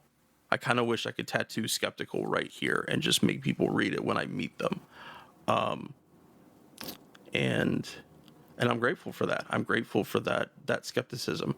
But at first I'd wondered, like, did it have its own, where did this really originate? And I did have a very deliberate path, between Osama bin Laden getting killed, the Afghan surge, Ferguson, and it's about the inhumanity. It's that, not for domestic stuff, is that most Americans seem like they hate other Americans, unless they're so similar to them.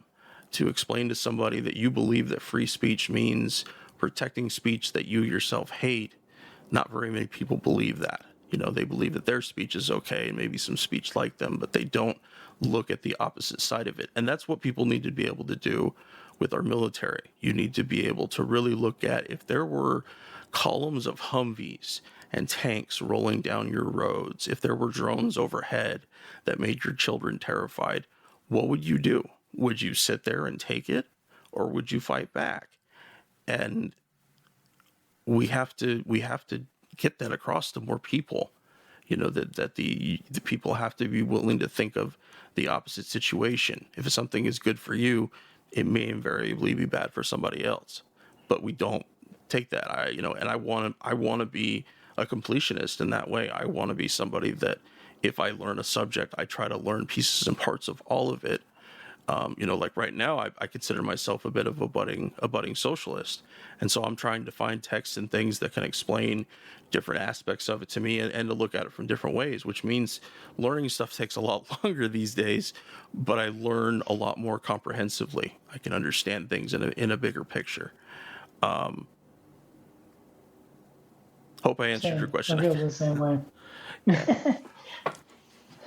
No, it's so frustrating, right? Because when you talk to people who are from these countries, you talk to people from Iraq, from Syria, from Yemen, which not a lot of Americans get the opportunity to do. No.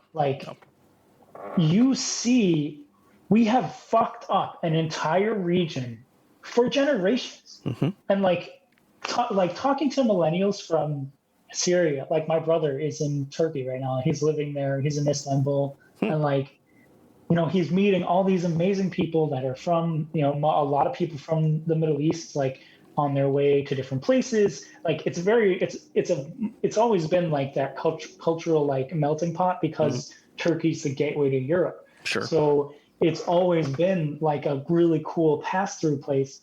And, I talked to him about, him being an American there and what it's like. And then when you talk to folks from these areas and how, just like you said, Arabic culture is so much about being welcoming and being a good host, and, caring about your guests and not caring about even little things this girl that he's been hanging out with is bringing over cookies, and he was like, "Oh, I'm sorry, I took some of your cookies," and she was like, "What do you mean my cookies? I brought them over for you," and just that weird concept of privatization of everything that we're so focused on America and are so as you said, we only care about free speech unless it offends our sensibilities, and then we don't care, or if it's not something we agree with, and that kind of mentality is anathema to people who have been in serious trauma for their entire lives, and so many Americans just don't understand how fucking privileged we are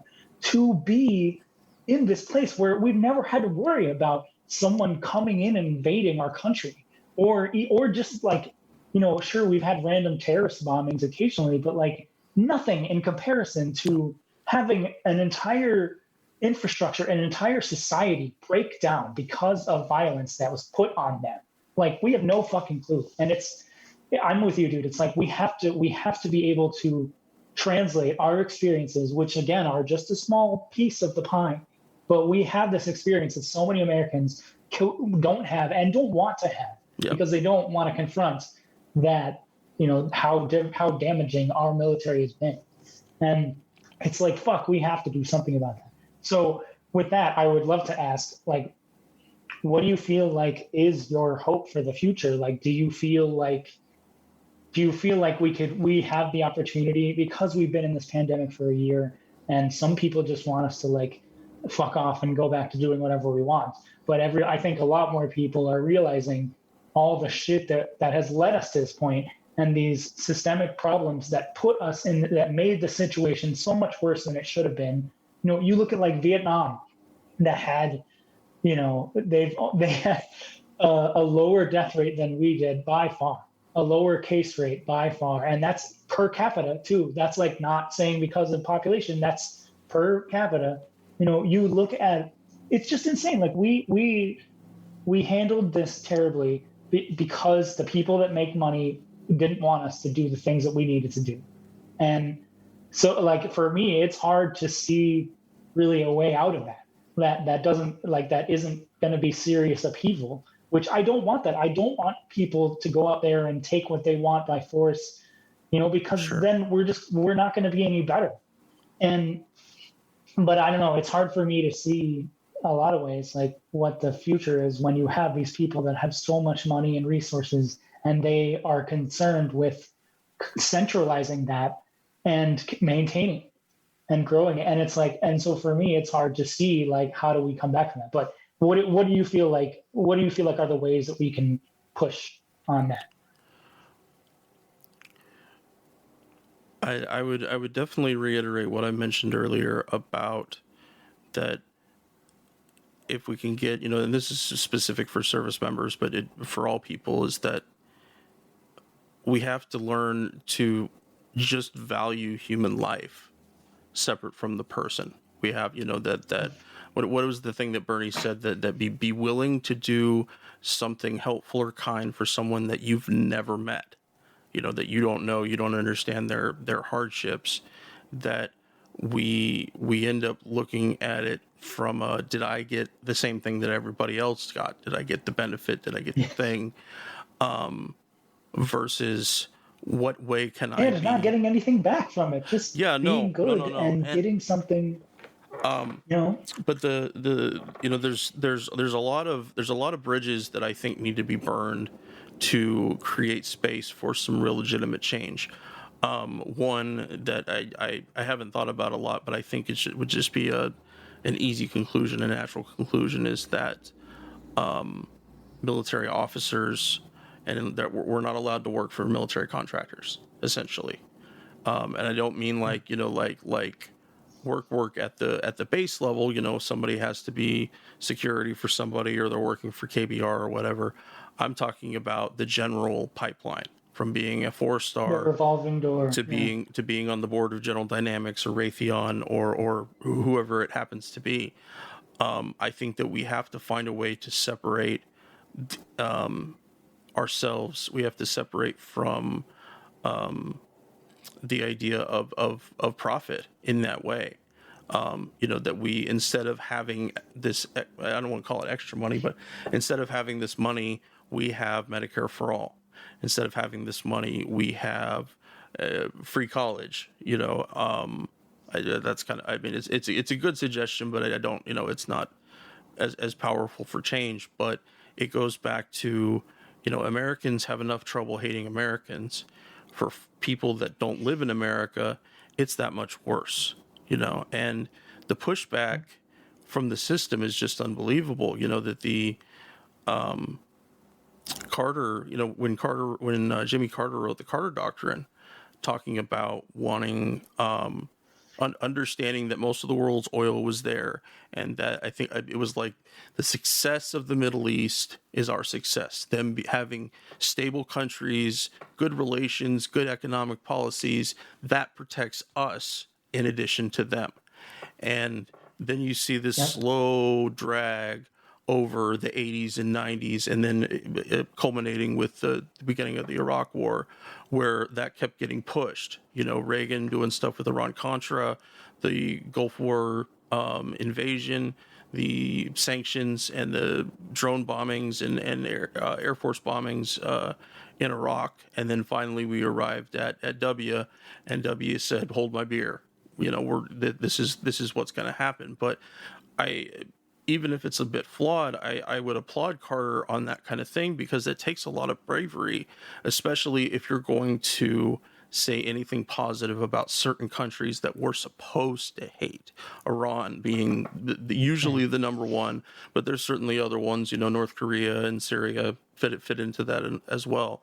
But shouldn't we say, if we have the most powerful military in the world and we keep sending so many troops to the Middle East, why wouldn't the simple solution just to be to say what Carter said, that their success will be our success because we'll have access to oil, and we won't have to send our troops there because there's no chance of them coming here to hurt us. They live in a good country. They don't live within, being sorry, I'm dropping the word, but being scared and being, all the time, all of their lives, not knowing, having to move between refugee camps and shit. But I think that that's where we need to be. I think we need to be able to say that whatever country they're, if they're stable, that adds to our stability. And that includes Russia and Yeah. China. Just look at the math. Yeah, yeah. Yeah, And, look at the math. Like extremism doesn't flourish in good countries. It doesn't flourish no, in places where people feel safe, they feel happy, they feel secure, they feel like a sense of motivation and a sense of the ability to move ahead and like get what they want out of life. Like because that's what extremism preys on. It preys on those people that feel disadvantaged, they feel let down, they see no path forward, and some person, usually a guy, an older guy, comes in with money and says, hey, like, let me give you those things that you're lacking in your immediate life. And let me tell you who's to blame for all your problems. And like, it's the same everywhere. And it makes me sad that like, I see us devolving into that as more people are frustrated. And especially as us, like as cisgendered straight white dudes, there's a lot of people who are in our group that are feeling that same way. They feel like they're somehow like everyone else's gain is their loss. And it's like, no, like there's like, I just want us to get rid of that fear of lack, of that fear of like, oh my God, if I don't have something, then if I give it to this guy, then I'm not going to have it. And it's like, fuck you. Like, that's not where we live. Yeah. Like we could do so much more, especially because of our place in the world as Americans, but also just the fact that like, if we wanted to live up to our values of freedom and democracy, and those words have been twisted so much, but if we wanted to live up to those, to the living of the pursuit of happiness, it means giving people the things that they need to survive and then giving them the ability to move forward. Yeah. And it's like, fuck you. Like I'm just so tired of people that don't get that. It's like we are making it worse because we're denying it to ourselves because, like you said, we hate ourselves. And like that sense of violence, the desensitization to violence that we have in America makes me really sad. But I do hope like if we have these points to make these monumental shifts and people they have to make a decision. Like, are you on the side of humanity and of living and life? Or are you on the side of continuing this path of letting people accumulate more in this weird race that doesn't mean shit after you die? Or, leaving a fucking planet for us to live on. And yeah, we have to do that. No, being an American to me seems to come with an automatic expectation of a zero-sum game. And I think that's why one of the problems that the left has is that there's the groups that really need the most help are not the ones that we reach out to. We do little things, small things, but it's not on that big scale. It's kind of what Vince Emanuele talked about a little bit when he was here.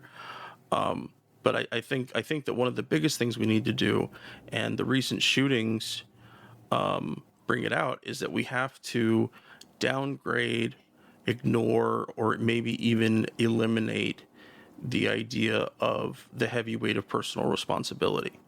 That we as a he said as a white male nation, as a Christian majority nation, we absolutely believe in that swift hammer of justice, and we have to understand that there are better patterns to follow. I'm not saying people shouldn't be charged with crimes if they do things wrong and hurt people, but we have to be willing to look at the whole picture. If I was only willing to accept the experiences that I had in Iraq as the hardened ones when I talked to people, which very much kind of was how I was when I got out in 2008. I felt a bit alienated unless there were other veterans around, and that's a self-inflicted wound. That's me not recognizing what needs to happen there. Well, but you didn't have any sense of preparation for that. Like we're not prepared when we get out to feel that way. Like they don't prepare us to feel like to understand what that feeling is when we get out and we feel that isolation and that like why do all these people not give a fuck about the shit that I spent my life doing and like gave significant parts of myself to. But yeah, like it's hard. we have to be willing to accept that. And I think I love that, like what we said with Danny at the end there. It's like we have to be willing to take a look at ourselves and like our own experiences, and understand them in the broader context of this world that we're living, and not try to elevate ourselves because we have personal experience. Like fuck, like that doesn't matter as much. Like yes, personal experience matters, but like it doesn't matter when you're trying to build the coalition of ideas, when you're trying to build that sense of like, what do we want to move forward? Like, do we care about life or do we not? And if that's the case, then we need to like be able to step our own personal ego out of it and understand what the broader community needs.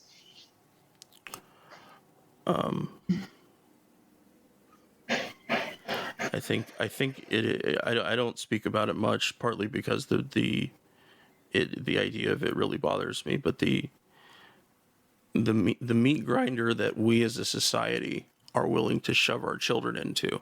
Because make no mistake, you mentioned about my inexperience. I was a kid. I was 17, 18 years old. I didn't know much of anything about the world outside of my little hometown. And, the powers that be were willing to shove people like you and me into that machine in a ostensible effort for defense. That's why we're doing that. And it would be different if we lived in a period where, if it was in World War II, and it's like, okay, there's some really awful things happening and I wish the war didn't exist, but this is one of those things that we have to, because we're so terrified of what the other side of the world might look like. But most of the time they're avoidable. Most of the time people, we're willing. We want to. I don't think we want to be afraid, but I think we cling to it. Some of it human survival. Mm-hmm. Some of it is back to zero sum again. I don't care. Fuck you. I don't care about you. I care about me. That shooting happened in Colorado. I've never been to Colorado. Why do I give a fuck? I need to change my gun laws because that happened, however that far away. But we have to. It's so stupid. It's like we're all humans, and these things happen everywhere because we're humans.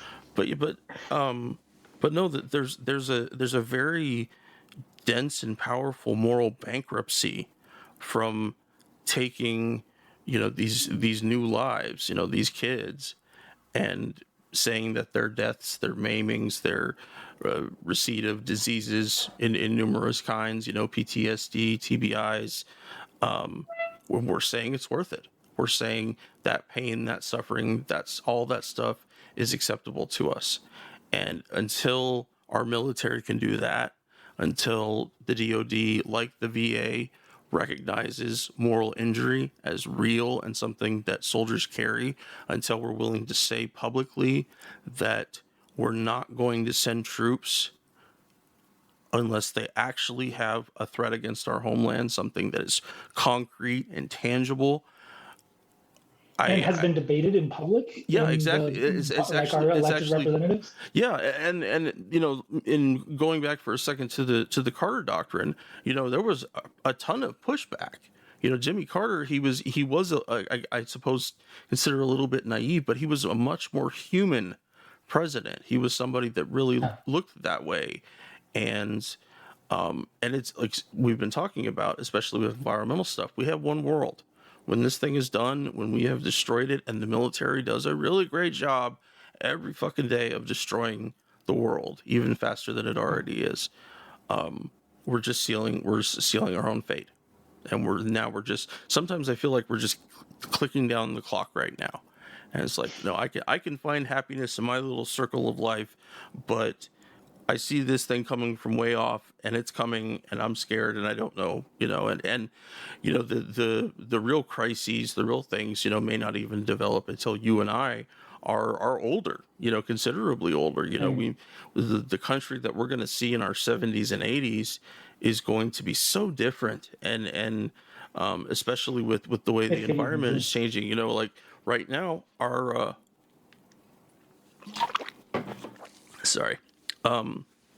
our fucking southern border is closed right now. How can you do that to people? We're the ones that fucked up Central America. We're the ones that brought all that violence to bear there, and yet we're willing to just lock the door. Cool, come back in 3 months. Maybe the politics will be different and we can let some people in, as opposed to we are somewhat partially or completely responsible for why they're here. Can we please do something about it? But no, we're going to deploy. Right. We're going to deploy more troops to stand there with binoculars and say, "Oh, somebody's coming over there." For what? You know, and I hope that people think about that in terms of allowing their kids to become part of the military. That not only may your kid not come back as the person that you remember, or a person that is, even if they're different, you know, still fully formed, but doesn't have to deal with PTSD. You now also have to consider, what did that kid do on their deployments? You know, what were they a part of? What will they, you know, how did that actually impact anything? You know, if we told people that we're buying ourselves a country alarm system that it says protects us but doesn't protect us, and doesn't even really acknowledge the lack of certain threats and the feasibility of real ones. You know, we want to believe in the myth. We want to follow the myth all the way down the rabbit hole. You know, American exceptionalism, rah, we're number one, everybody else sucks. We can't do it. We can't do it. We can't be that selfish. Yeah. No. Well, especially now, like the world is too connected to not see how other people live. Mm-hmm. And absolutely. It's unfortunate because in America, like we're so sequestered because we tend to make a lot of the media, and especially the media that we see. So our perception of what is going on in other countries is always filtered by that. Like we're never getting, unless you talk to people who are from there, you're not getting the real story. And I want more people to do that. Like I want more people to listen, to stop talking and just listen to each other, and, you know, be willing to accept things that maybe seem a little weird and maybe seem kind of funky. But like, I promise you, like the more that we learn and the more that we grow as humans, the better off we will be.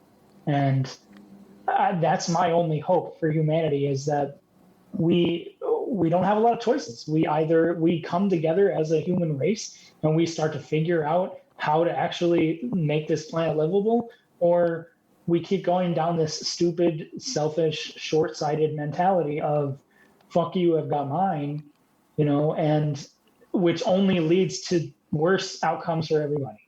And instead of like trying to go after them and be like, oh, I want to be one of those people that makes it, like, why aspire to that? Aspire to be that person who helps, that person who, you know, it doesn't even have to be in a big way. Like, I think a lot of our generation, and Gen Z especially, like cares so much about, you know, being like having an impact and like being authentic. Well, you talked about that, Danny talked about that.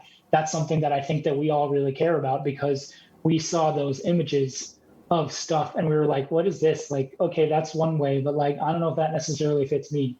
And I think the Gen Z kids are even more in tune with that, of like, fuck you, like I've got my identity, and like, or I'm figuring out who that is, and like, I'm not going to apologize for it. And I love that. I think that's only going to help us. But then we have to take that next step of, let's expand that. Like, not you get to be yourself, but so does literally everybody else. And if we want to believe in freedom, not the freedom from, you know, restraint to do whatever we want, but actual freedom of allowing people to express themselves and be who they want to be and live their lives, then the current system that we have doesn't work. And like, I hope that we'll get to that point, that we can start to really build systems to push back against these people who want to continue to centralize and just say no. Awesome. Well, thanks so much, dude. I really appreciate you talking with us, and I appreciate everything. And I'm so glad that we get to be on this podcast together. It's been so great. Before we didn't get to ask any questions, but sorry. I wanted to ask a question about like why you started, like what made you reach out to Danny, and like that you didn't even like know him. We can keep going for a little bit if you've got time, man. I've got nowhere to be, so yeah. I just wanted to know. Okay. before I mention that, I wanted to say a few names that I've never said on the podcast before that I need to remember to discuss them more often. But thinking of Jesse Berger, who died on my first tour. He was the sole casualty that we had on our tour amongst a very combat heavy time. So that you know, I hate saying I'm grateful we only lost one guy, because I'm not. But that was our one casualty, and you know, there was something in my mind that was kind of like, man, we've really been so lucky, and I was just kind of waiting for the non-lucky day. You know, I was waiting for that at some point the luck is going to run out, and I don't particularly believe in luck, but you know, the possibilities of things. Aaron Ward, who was a replacement soldier, actually in a different platoon on my second tour. I never got the chance to meet him, but a brand new soldier got shot by a sniper. And Jesse actually died from friendly fire. It was actually determined after a long investigation that Polish soldiers that were at the checkpoint he was working at fired in his direction and shot him. And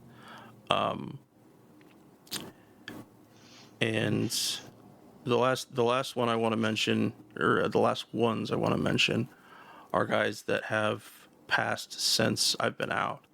One is Eric Baker. He was a driver in my team when I was a junior enlisted soldier, and he was a great teammate to have. And he ended up joining the Navy after he left the Army, and then he developed a rare form of cancer and ended up dying. And without a doubt, some of it is very much connected to his service. But and then Joe Early and Zach Richmond have both died by suicide. And that's one thing that, you know, with the way that social media is connected these days and using the internet, that we know, or at least can pretty probably guess how those things came out, you know.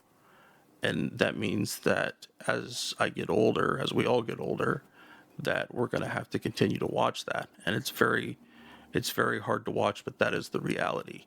And I don't think enough people realize that, you know, that, you know, maybe in Vietnam when you went back home and you didn't hear about this other buddy that you knew somewhere else every day, it made it easier to separate those things. But these days, like you mentioned, with the internet and social media and trying to learn more, you know, trying to branch out, that we're able to know those things, and not just the damage it does to our former comrades, but the damage that it does in places like Iraq. I want to go back to Iraq. I want to go back and meet the people and spend time with them and talk with them about my experiences and their experiences. I really want that to happen. But anyways, can you repeat your question for me? I feel so jealous that the Vietnam guys get to do that.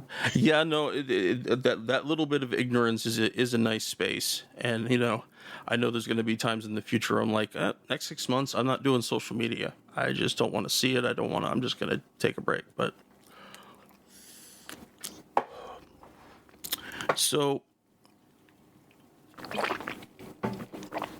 I had figured out that I wanted to do a podcast, but I wasn't sure. I wanted to do it with somebody else. I had seen and heard, you know, many solo podcasters who do a really great job. Tom Secker is one of those people. He does an amazing job, but I wanted to have somebody that had similar but very different experiences, and I wanted someone that could, you know, add to my brain bucket in that way. And so I had gotten onto reading a little bit at TruthDig and AnnieWar.com and a couple places, and I kept seeing this name, Danny Sherson.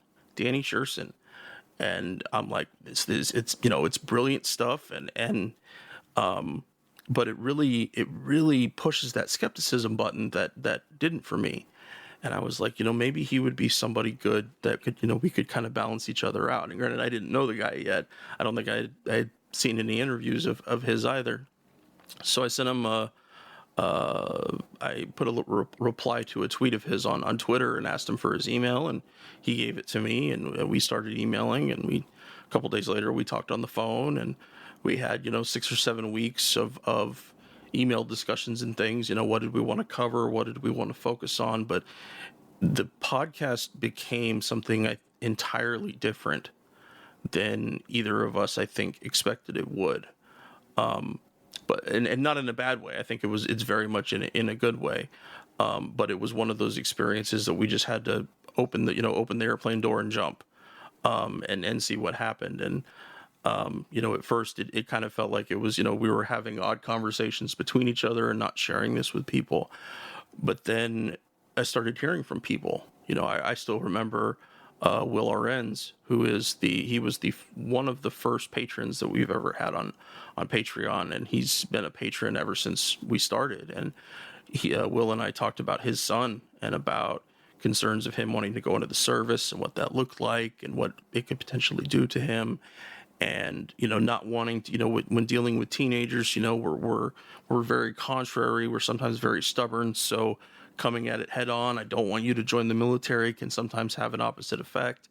But it reminded me that there are people searching for that same truth that I am. They didn't have the same experiences as me, as you, but they understand the moral question and they don't like the answer that we're giving. That they want to latch on to that better part of America, or at least just expand their knowledge. We talk about being anti-war, and all three of us are, anti-war people, but the stuff we talk about is for everybody. There may be people that listen to us and like, well, I certainly don't agree with them on the anti-war stuff, but they make a lot of good points about what we're doing in Yemen, or what's happening with the all-volunteer force, or whatever it happens to be. Is that, I don't want to discount people because they don't agree with me so specifically that we need to call them out. And I think we do need to have our boundaries that we defend, but we need to be accepting. And if I hadn't been willing to do that, I wanted to get to that higher level, and that's why I emailed Danny. That's why I went to the VetSpar thing with you, which it's still very weird to me that that's the only time we've seen each other in real life. But we have seen each other in real life. Danny could still be a computer animation, but you're a real person. I seen your ass. So, yeah. But no, and I love the community of people that listen. I love the questions that they send in or the comments that they have, and I like criticism. I like knowing, hey, you might have been kind of wrong about this. There's times where, because of my memory or trying to keep a thought in my head, that I fudge a little bit of history, and then somebody mentions it and like, oh, you're right. I was totally wrong on the year or the whatever it happened to be.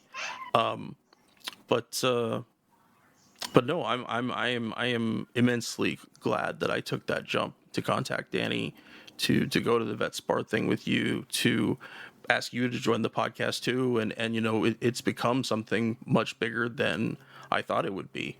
But it's hard. It's a very, we don't make easy things to listen to. This episode, what we're talking about here today, isn't easy to watch if you happen to be watching it, or to listen to at all. And I get why people get turned off from it, especially if there's someone that has bought into the American notion of exceptionalism so hard. There's a pride bite that comes in that, and I wish people could see past it. But yeah, that's down and dirty of how we began the podcast. Well, thank you so much, dude. I really appreciate you taking the time to do this, and I think this is going to be a really fun series that we're doing. I'm really glad that I don't know. As much as I get upset about personal experience because I feel like it can be too narrow, it is the thing that grabs you, right? It is the thing that gets you to relate and gets you to think like, oh crap, like what would I feel like if I was in that position? It gets you to expand your mind more, which is what we're trying to do, right? We just want people to think about things in a broader context than what is given to them. And I'm so glad that thank you for letting me on the podcast. It's been such a great experience for me to be a part of this and to help. It's helped my own mental health, absolutely, to be a part of this and have a voice and to feel like even if I am as minuscule as, I feel like my part is, I feel like it's been like inordinately helpful, and I hope that it's been the same for you and Danny. It has. It has. My friend pool when I began the podcast was pretty shallow, and since that time has come around, that there's quite a few people, some that I keep in touch with great regularity, about all kinds of different things. And my friend Duncan Kobrick that I met, he lives in upstate New York, and his his unit was part of the Long Road Home series, and he and I discussed that. I went to his house, and we talked about that and went through the episodes and everything. And a very surreal and fucked up thing to see your story, but it's not your story.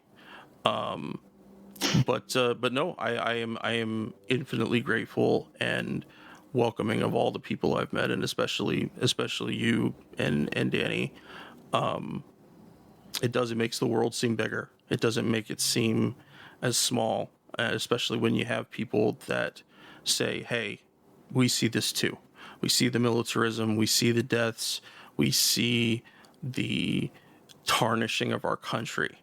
That you get into that patriotic descent that Danny talks about in his book, that sometimes it is the most patriotic thing because it is the most opposite thing for everybody else in the room. And maybe you need to be that Jack Lemmon character in 12 Angry Men, that you stand your ground and you get people to see truth, and little bit by little bit, hopefully you can keep doing it. So, Right. And hopefully that leads us to finding ways, like we start with the individual connection to work towards the systemic change. Yep. And that requires a lot, and it requires a lot of thinking, but I'm so grateful that we get to do this, and thanks so much for doing this. Me too, man. Me too.